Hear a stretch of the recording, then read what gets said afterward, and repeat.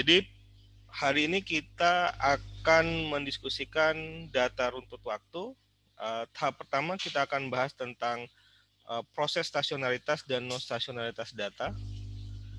Jadi kita bahas terlebih dahulu adalah proses stasionaritas data.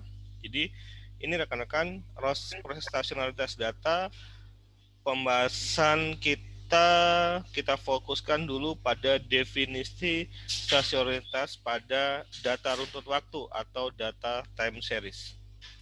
Jadi ini adalah contoh dari sebuah data time series dan kita akan melihat bagaimana hubungan antara waktu dengan datanya.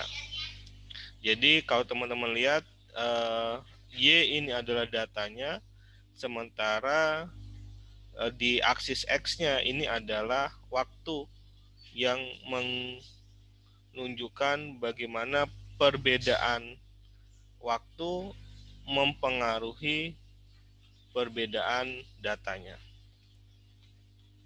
Jadi kita mulai dari contoh sederhana tentang proses ini yang disebut dengan autoregressive 1, di mana kita punya XT,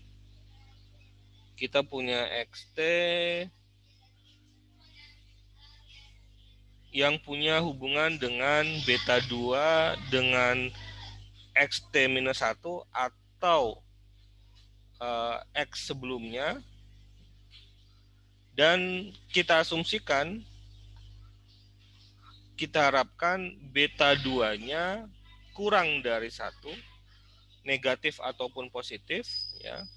Nah, konteks inilah yang kemudian kita lihat, kita berharap bahwa ET atau error term-nya itu sifatnya adalah IID atau independently and identically distributed, atau terdistribusi secara normal dengan rata-rata 0, ya.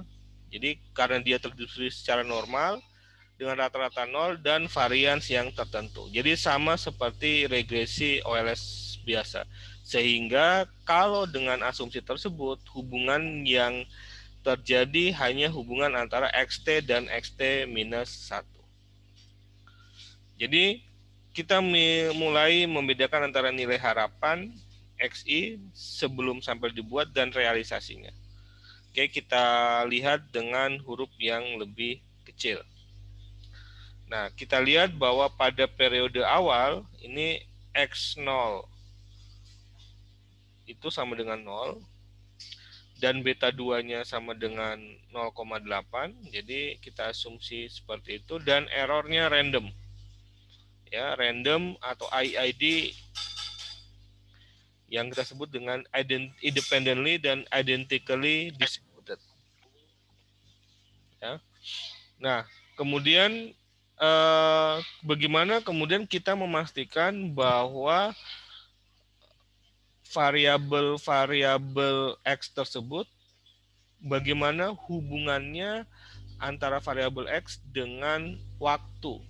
Apakah waktu mempengaruhi variasi dari variabel X? Nah, kalau waktu mempengaruhi variasi dari variabel X, artinya variabel X itu tidak bersifat independen. Ya, artinya variabel X tidak bersifat independen, sehingga ada faktor lain yang mempengaruhi variabel X. Nah, bayangkan kalau rekan-rekan lakukan regresi, jika variabel Y itu kita gunakan fungsi dan dia X mempengaruhi Y, sementara X ini dipengaruhi oleh T, maka kita akan mendapatkan regresi yang tentunya bias. Disinilah kita perlu memastikan data kita stasioner. Nah, ada dua cara kita melihat atau melakukan uji atau mengidentifikasi apakah data tersebut stasioner atau tidak. Nah, ini gambarannya kalau kita menunjukkan data pada 50 sampel. Ini kalau kita lihat menggunakan simulasi, ini langkah pertama dengan simulasi. Jadi dalam periode waktu T dipengaruhi fakta bahwa mereka memiliki starting point yang sama. Jadi semua jenis data X ini mempunyai starting point yang sama. Meskipun demikian, starting point ini tidak terlalu penting. Yang penting adalah bagaimana mereka terdistribusi. Ada yang terdistribusinya sangat lebar, ada yang terdistribusinya kecil, dan seterusnya. Nah, yang ingin kita ketahui bahwa jika variabel itu terdistribusi secara normal, maka dia akan konvergen atau dia akan memiliki atau menuju pada satu titik tertentu. Ya. Apapun bentuknya, tapi dia berkisar pada satu titik tertentu. Ya. Bisa begini, tapi dia berkisar pada satu titik tertentu. Nah, kalau teman-teman lihat, ini proses autoregresif 1 ini, contoh ini, di mana XT itu dipengaruhi oleh XT-1 bersifat stasioner pada X, tapi pada distribusinya dengan mengabaikan efek pada konstanta awalnya. Jadi kita melihat kita dalam konteks ini kita tanpa menggunakan konstanta terlebih dahulu. Ya, jadi basisnya sama semua antara variabel yang terdistribusi ini. Nah, XT-nya itu berubah sepanjang periode, namun nilai awalnya tetap. Itu awal. Proses time series bersifat stasioner jika distribusinya memenuhi kondisi berikut ini. Ya. Oke ya, jadi meskipun kalau teman-teman lihat,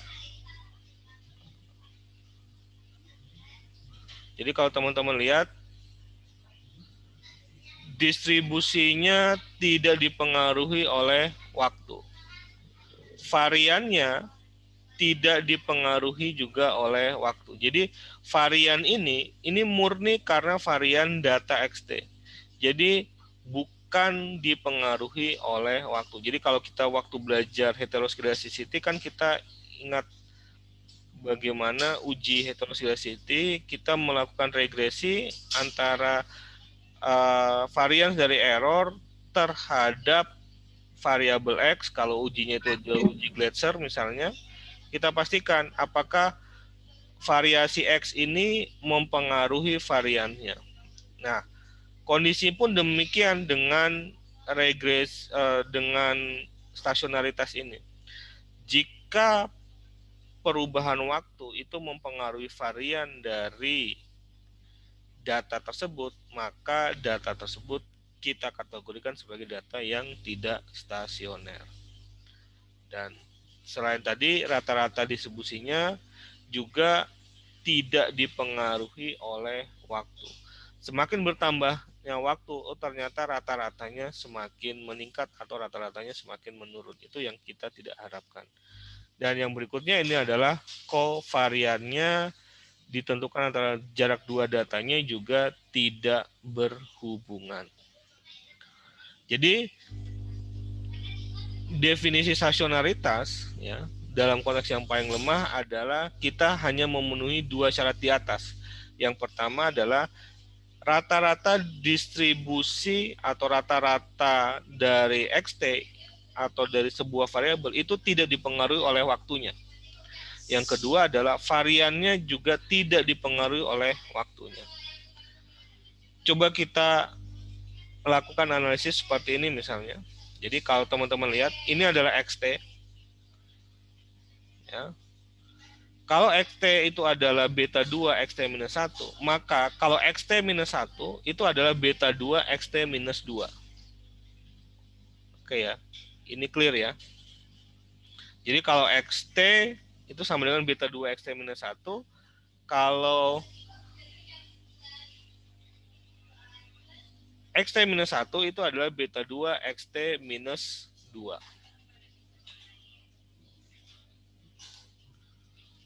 Oke. Dalam konteks ini rekan-rekan, kalau kemudian kita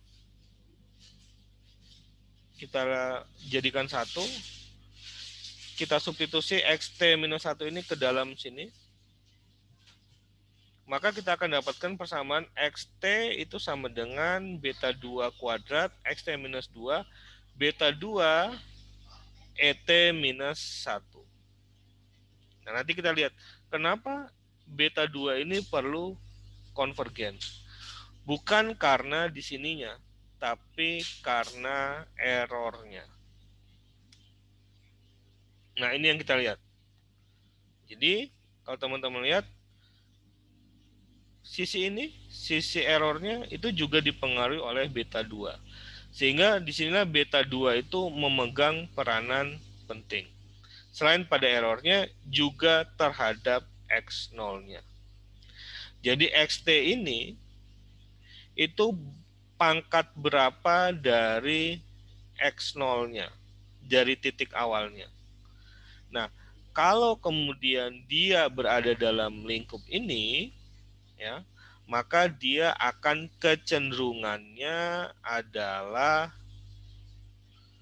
konvergen atau menuju titik tertentu. Meskipun dia titiknya tidak sama, yang sifatnya asimptot, sehingga XT ini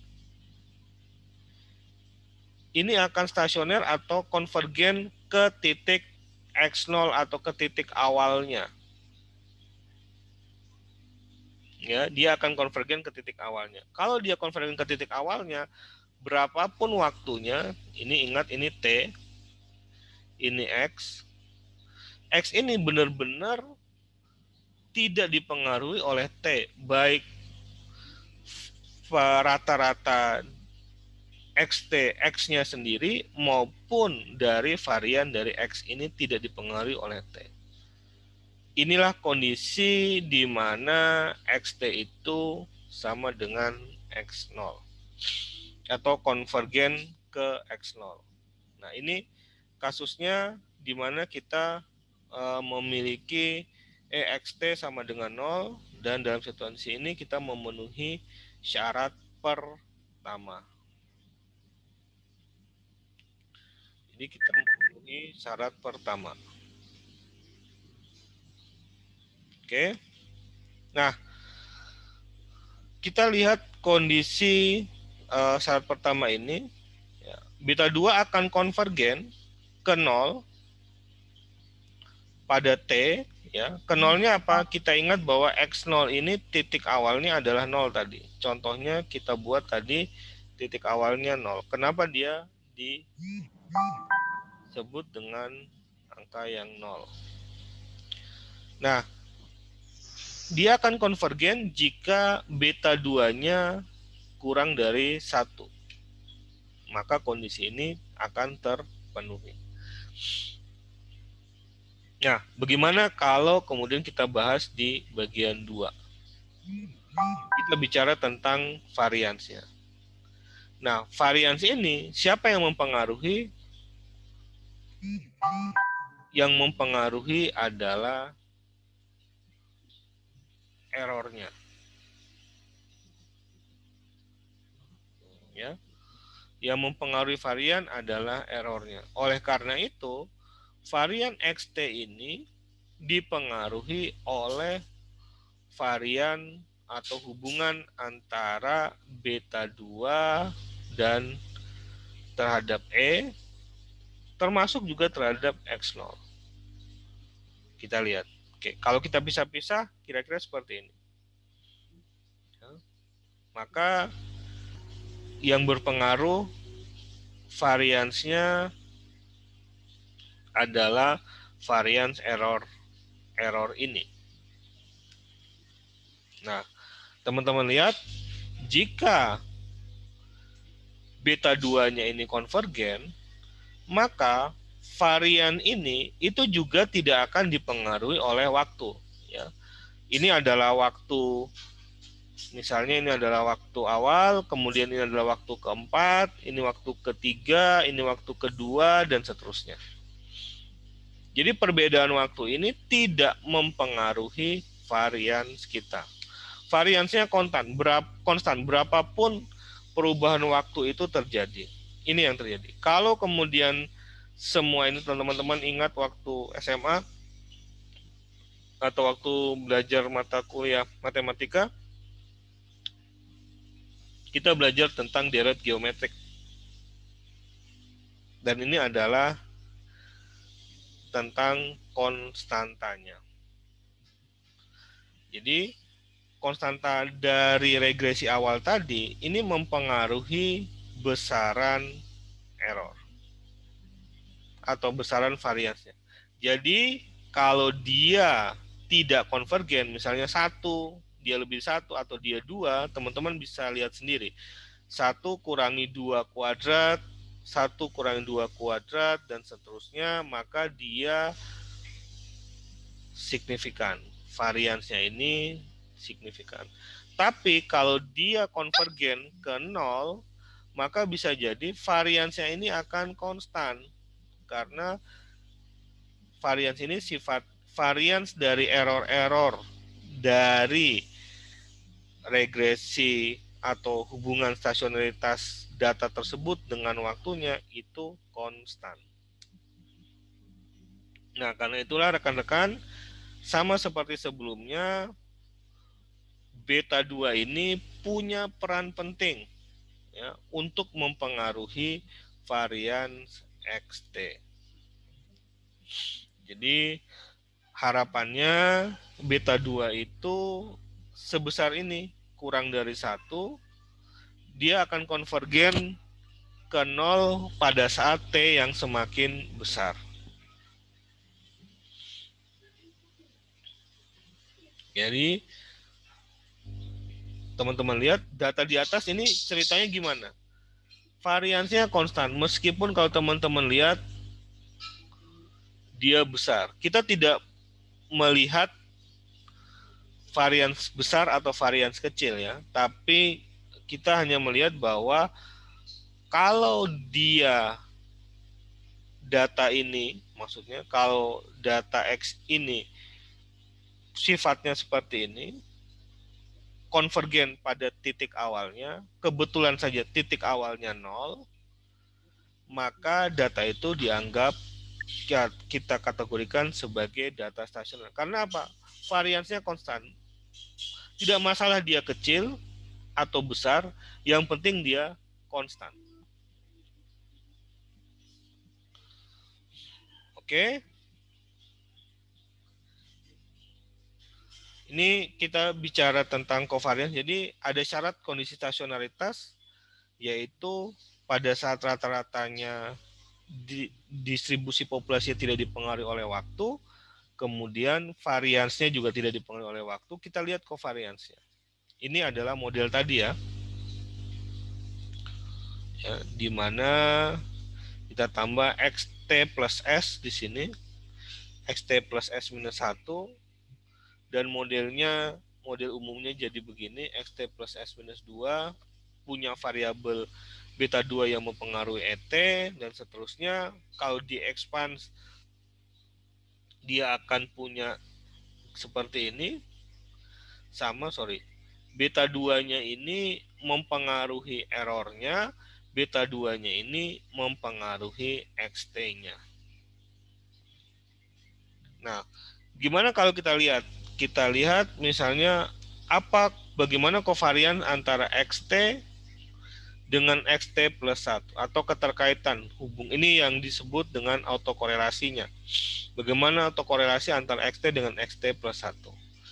Nah, kalau teman-teman lihat, ini adalah kovariansnya. Jadi, kovariansnya bisa kita pisahkan antar variabel itu sendiri dan antar errornya.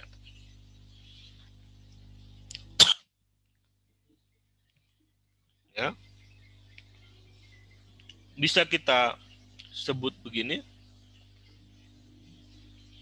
ya, karena dia menggambarkan varians dan errornya. Nah, selanjutnya ini kasus pengembangannya saja. Kalau sebelumnya kita hanya mengambil ini saja, kita belum pakai intercept. Kita lihat kasusnya ketika kita pakai intercept misalnya. Sama sebenarnya konteksnya, hanya saja kita ketambahan satu variabel di depan. Ya. Variabel di depan itu hanya menambahkan di bagian sini. Ada beta 1. Tapi pada dasarnya konsep di sininya sama, konsep di sininya juga sama. Ini yang sama. Perbedaannya hanya di sini.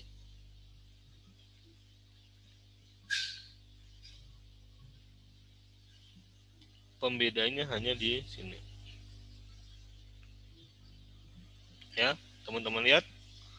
Ini dan ini. Tapi pada dasarnya mereka punya karakteristik yang sama. Ya.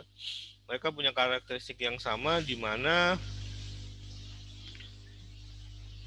beta 2 ini punya peran signifikan. Ya. Kalau dia kurang dari 1, pecahan antara 0 dan 1, maka kecenderungannya dia akan konvergen. Ya. Bandingkan kalau dia lebih besar dari 1, misalnya 2 atau minus 2 misalnya. Kalau minus 2 dia dapat 1 minus 2 dia dapat 3. Jadi beta 1 per 3. Ya, kalau beta 1 per 3 berarti beta 1 per 3 ini mempengaruhi XT.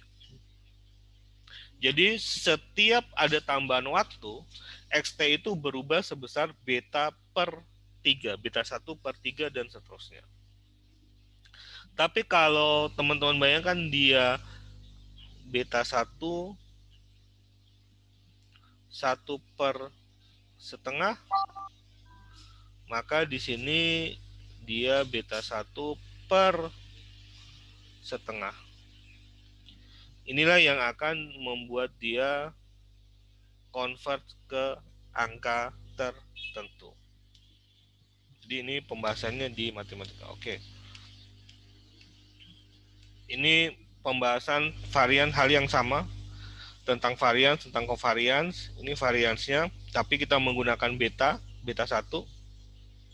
Ada perbandingan ini merujuk pada konsep yang sama. Nah, sekarang apa faktor yang menyebabkan terjadinya non-stasionaritas? Ya, seperti tadi, pemenuhan kondisi minus 1, beta 2 itu sangat krusial bagi stasionaritas. Bagaimana jika beta 2-nya sama dengan 1? Artinya dia tidak memenuhi konsep ini. Ya. Ini yang kasus pertama yang kita sebut dengan random walk. Kasus ini menunjukkan bahwa kondisi random walk dengan anggaplah let's say ET-nya tetap IID, independently dan identically distributed, ya, terdistribusi dengan rata-rata 0 dan varians tertentu. Ini yang kemudian menunjukkan pola divergen. Kalau tadi polanya menuju pada satu titik awal lagi, tapi kalau ini polanya menyebar. Teman-teman masih ingat film ini? Divergent? Masih. Ya, jadi kira-kira orang-orang diharapkan convert kepada satu titik, pada satu ras, pada satu kategori tertentu. Tapi pada kenyataannya, realitasnya itu orang-orang divergent. Jadi dia bisa senang dengan suku apapun, dia bisa senang dengan karakteristik apapun dan seterusnya. Pada kenyataannya, meskipun harapan orang itu stasioner menuju pada titik awal, tapi kenyataannya pada prakteknya orang kadang-kadang melebar, dan disitulah sebenarnya bisa jadi bagaimana manusia berevolusi, bagaimana manusia beradaptasi. Meskipun demikian, itu menjadi tidak terkendali. Itu yang menyebabkan dalam konteks ekonometrika itu yang disebut dengan non-stasionaritas. Seperti ini. Jadi XT seperti tadi ya kita lakukan, tapi kasusnya adalah random walk. Ini XT minus 1, kalau XT minus 1 sama dengan XT minus 2 dan seterusnya. Tapi ada ET minus 1 yang mempengaruhi. Nah, kalau XT minus 1 sama dengan XT minus 2 per ET minus 1. Yang mempengaruhi adalah ini.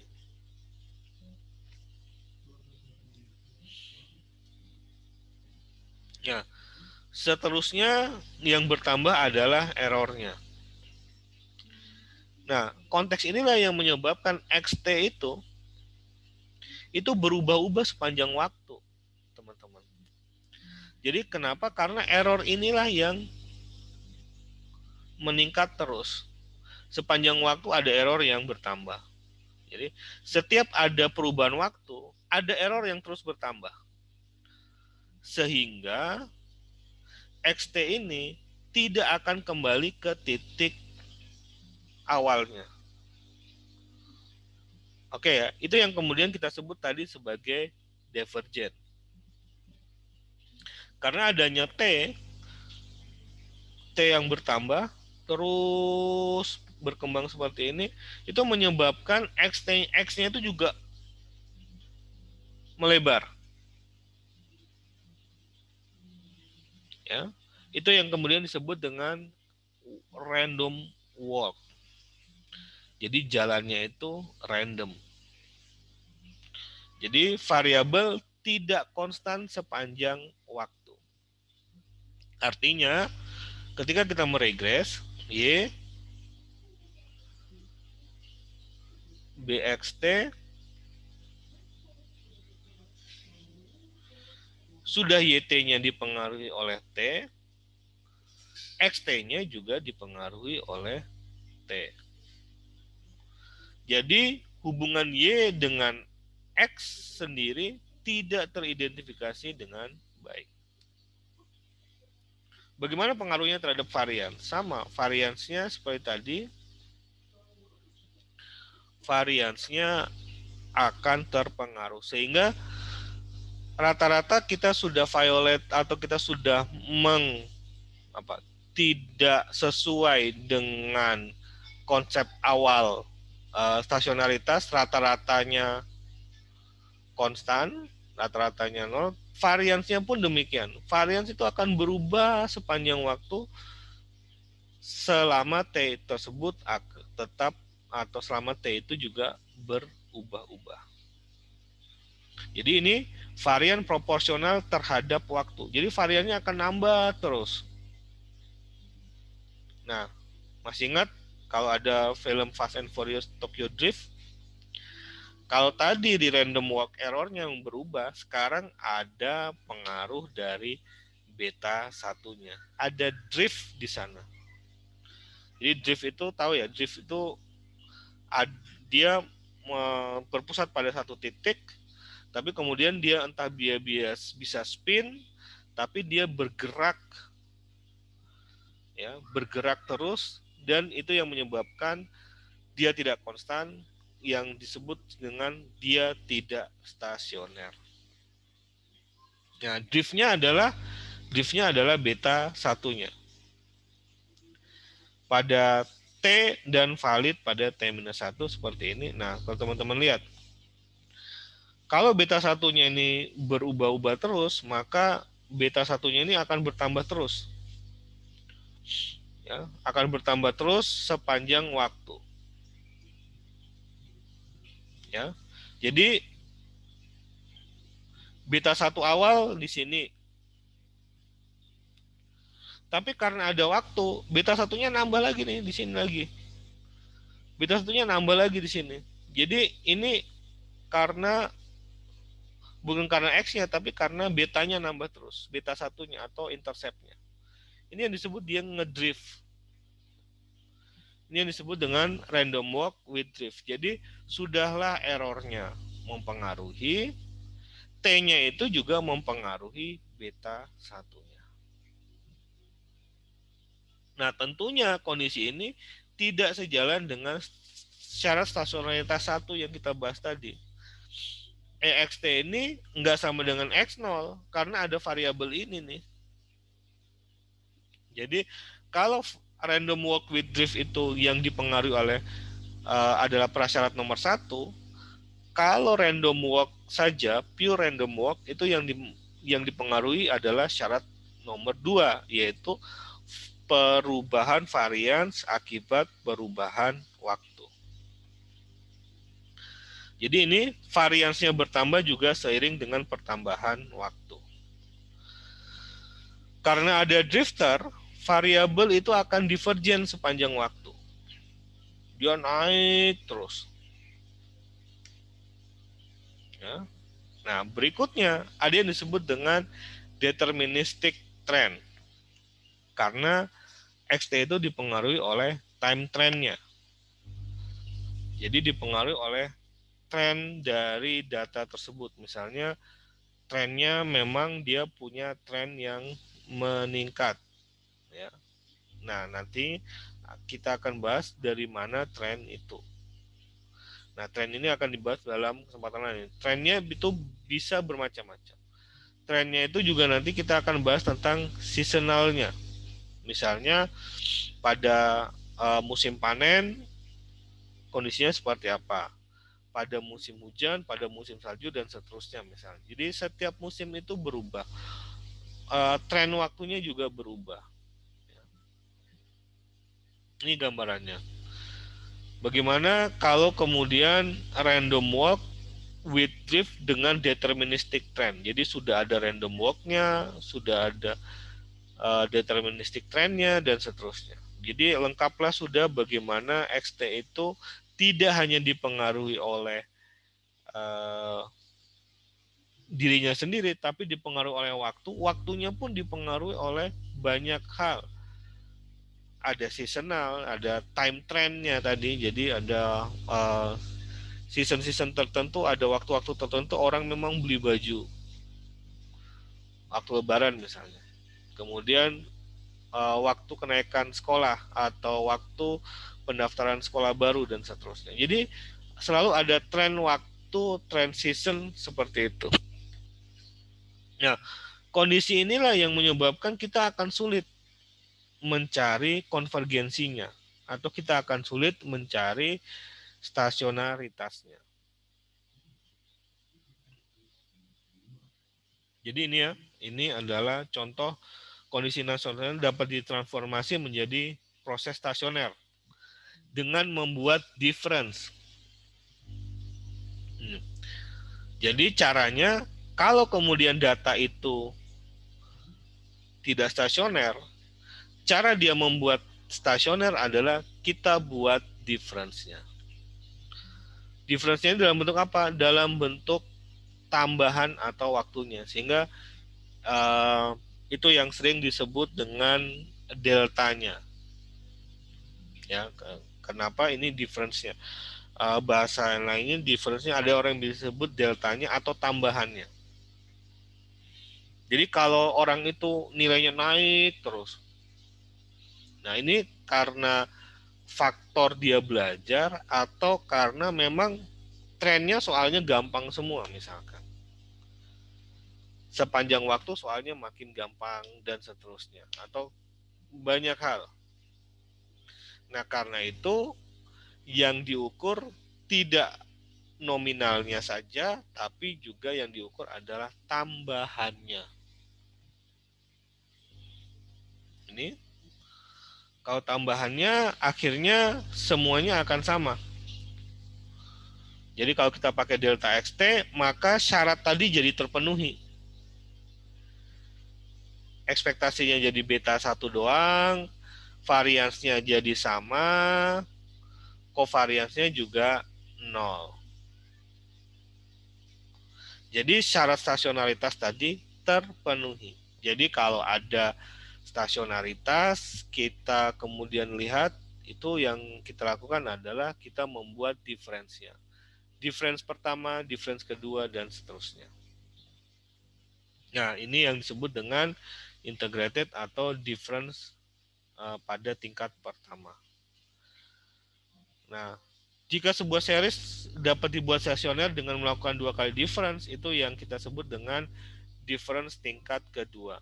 Tapi kalau kondisi stasioner tanpa diferensial, itu yang disebut kita tuliskan dengan I0. Kalau I1 artinya apa? I1 artinya dia stasioner pada derajat diferensiasi pada derajat pertama. I sama dengan 2, dia berarti dia stasioner pada derajat kedua. Ini. Nah, komponen ini stasionaritasnya tercapai pada ARMA, ARIMA, dan seterusnya. Jadi, kalau tren stasionaritas juga demikian, kalau teman-teman lihat, ya.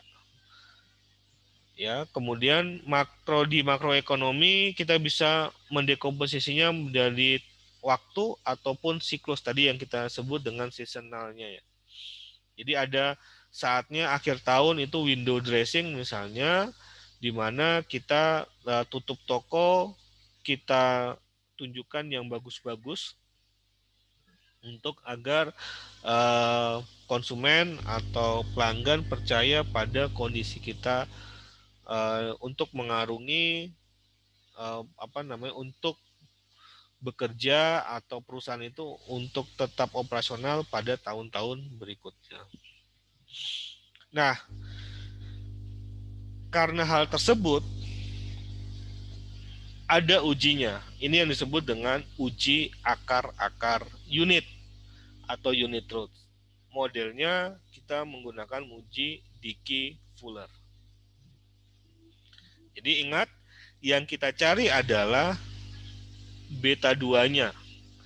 Beta 2-nya ini kita harapkan apa? Kita harapkan beta 2-nya itu kurang dari 1. Ya. Karena itulah uji Dickey-Fuller mencoba mengestimasi untuk memastikan berapa sih betanya itu dengan cara dia melihat hubungan antara difference-nya. Jadi Dickey-Fuller melihat ini. Jadi dia tidak melihat XT-nya. Tapi yang dia lihat adalah difference-nya. Yang dia uji adalah difference-nya. Kalau difference-nya seperti ini, dari mana caranya? Dia ambil XT ini, dia tambahkan ini, dia tambahkan satu variabel lagi, XT-1, dia tambahkan lagi XT-1. Variabel awalnya cuma ini doang nih. XT, beta 1, beta 2, XT-1.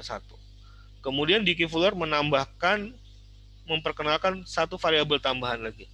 XT-1 di sini, kemudian XT-1. Nah, kalau kita gabung, dia jadi beta 2, 1, XT-1. Nah, inilah yang kemudian kita regress. Ya, inilah yang kemudian kita regresi. Jadi, beta 2 kurang 1, XT-1. Nah, inilah yang kita harapkan, yang kita cari. Kalau kita sudah dapatkan angkanya, kita jangan gembira dulu, karena yang kita cari adalah beta 2-nya. Jadi, bukan koefisien ini. Nah, ini.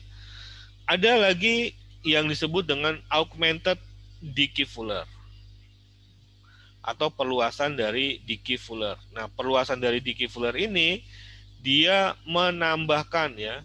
Ya, teman-teman lihat itu, dia punya YT, YT-1, YT-2 dan seterusnya. Itu dia tambahkan. Tapi pada dasarnya yang diukur juga sama, ya, adalah YT-1-nya. Tapi dia bisa mengextend sampai dengan titik berapapun. Oke, demikian di tahap pertama ini